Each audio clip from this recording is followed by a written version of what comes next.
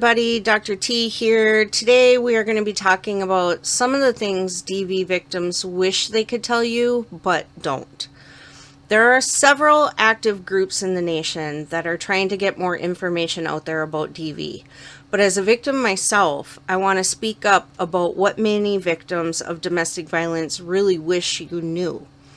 We never saw it coming. There are too many people that are under the impression that they're better than the victims because they would never date an abuser. But the problem is no one sets out to date an abuser. It wasn't like I was out on my 5th date when my abuser suddenly leaned over the dinner table and punched me in the face. And then I chose to stick around. It came on so slowly that I didn't notice he was manipulating me and into becoming less of me and more of a victim until it was too late. By the time I realized what was going on, it had already been going on for far too long. We tried to get out. When I finally realized what was happening to me, I tried to leave. I tried more times than you'll ever know, and I failed in ways I can't bear to talk about. On average, a victim will try to leave their abuser 7 times before they're finally able to break free. And in my case, it took a lot longer than that.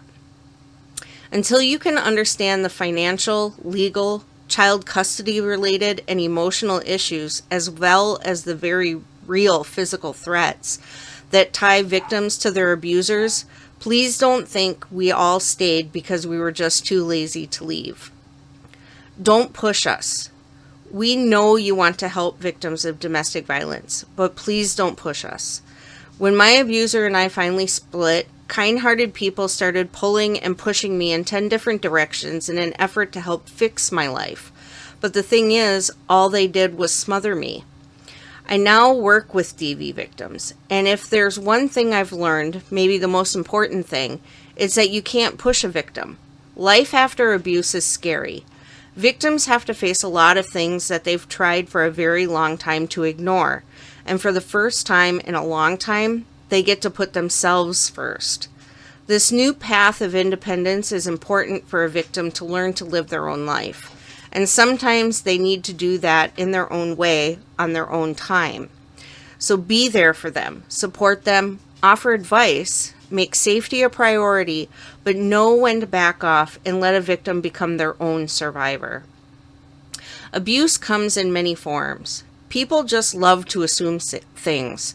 One of the biggest assumptions people make is that the abuse must not have been bad since they were obviously having sex. Children aren't a proof of sex. Abuse comes in many forms and quite often involves rape, birth control sabotage, forced conception, and preventing a victim from obtaining reproductive medical care. Children are the existence of a birth, not proof of a voluntary choice. We don't want to know what you would have done differently.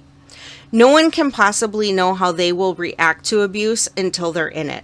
So saying, well, I wouldn't have done it that way is completely unfair. Abuse comes in so many forms and with so many different aspects that it's impossible to look at a situation and say you would have handled things differently. From finances to family support, employment opportunities to child custody problems, abuser reactions to emotional destruction, you cannot assume that you would have done something differently because you weren't there. Survival is a tricky game and is played with the pieces a victim has at their disposal. Abuse is never as straightforward as you think. Abuse can only be compared to a strategically planned attack. Victims are manipulated, degraded, broken, and trained to stay in the situations that they're in. Abusers purposely tear us down just to make us think we can't do any better than them, and once they have broken us and groveling at their feet for assurance that we're worthy of being alive, they start to take over all aspects of our life. Before we even know what hits us, they control our finances, our careers, our social outings, our family connections, our reproductive choices, our self-esteem, and our entire being. We can't make our own choices anymore because we're no longer leading our own lives. Why didn't we leave? It's complicated. We often blame ourselves. I carry around a lot of guilt for the things that happened to me and the role I played in the life I led. And I'm definitely not the only victim that feels like this. I don't know why people feel the need to point out where a victim went wrong, but they do, and I don't understand why. Maybe it's because they simply can't comprehend how someone got into an abusive relationship and are verbalizing why they would never do that in an effort to assure themselves it could never happen to them. But at the end of the day, just because a victim isn't sharing with everything what they think they could have done differently, it doesn't mean they don't carry guilt of choices they wish they could go back and change.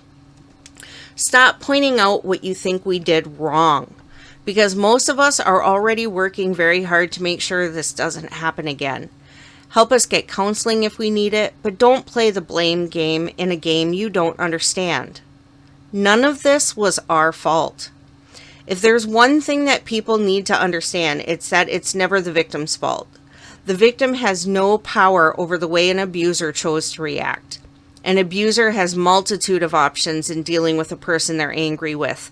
But when the outlet they chose is abuse, that's their choice, not the victim's. If more people understood that, more victims would seek help.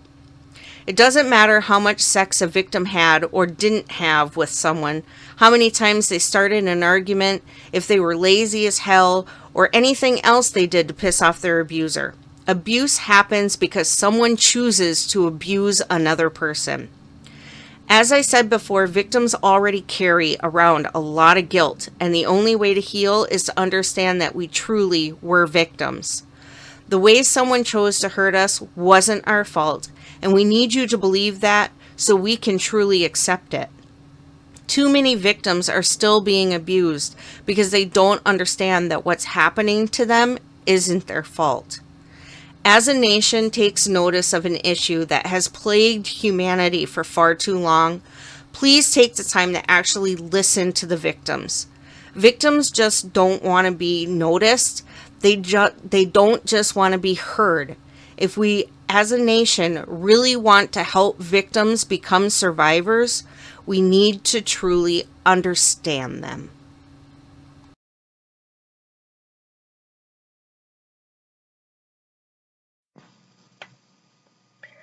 If you or someone you know is in an abusive situation, call the National Helpline at 1-800-799-SAFE or text START to 88788. Everyone deserves a healthy relationship.